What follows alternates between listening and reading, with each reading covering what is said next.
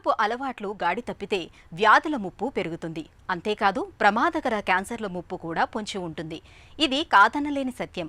అయితే చక్కటి ఆహారపు అలవాట్లను పాటించడంతో పాటు రోజువారీ ఆహార పళ్లెంలో కొన్ని రకాల ఆహారాలను ఎక్కువగా చేర్చుకుంటే క్యాన్సర్ల నుంచి సైతం మనకు రక్షణ దొరుకుతుంది.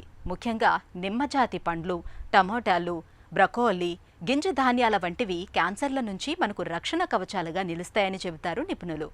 క్యాన్సర్ల ముప్పును తప్పించే ఆహారాల గురించి ఇప్పుడు తెలుసుకుందాం. చాలా మటు క్యాన్సర్ అన్నది మనం తినే ఆహారం బట్టి ఆధారపడి ఉంటుంది. మనం తినే ఆహారం చాలా ఇంపార్టెంట్. అంటే సంతులిత ఆహారం, దాంట్లో కావాల్సినంత ఇంధనం ఉండే ఆహార పదార్థాలు, గింజ ధాన్యాలు కానీ, అన్నము, బియ్యము, గోధుమలు, ఇలాంటివన్నీ కార్బోహైడ్రేట్స్ అంటాం, పిండి పదార్థాలు అంటాం. అది కనీసం 50 నుంచి 60% మనం తినే ఆహారంలో ఉండాలి. తర్వాత మాంసకృతులు, పప్పు, కొంచెం గింజ ధాన్యాలు, తృణధాన్యాలు, తర్వాత మాంసము, చేప, కోడి, రొయ్యలు, గుడ్లు, పాలు, ఇటువన్నీ జంతు సంబంధమైన మాంసకృతులు.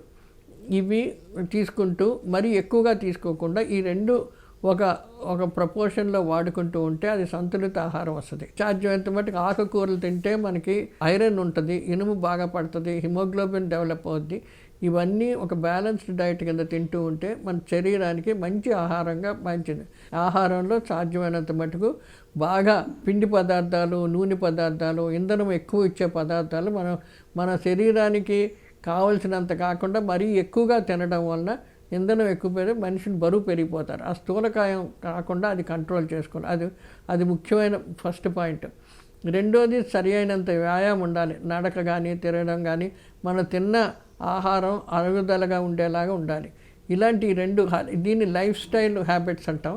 ఈ ఒకటి ఆహారంతో పాటు ఈ లైఫ్ స్టైల్ హ్యాబిట్స్ రెండు కలిసి ఉంటే 50% క్యాన్సర్ని రానివ్వకుండా మనం చేసుకోవచ్చు.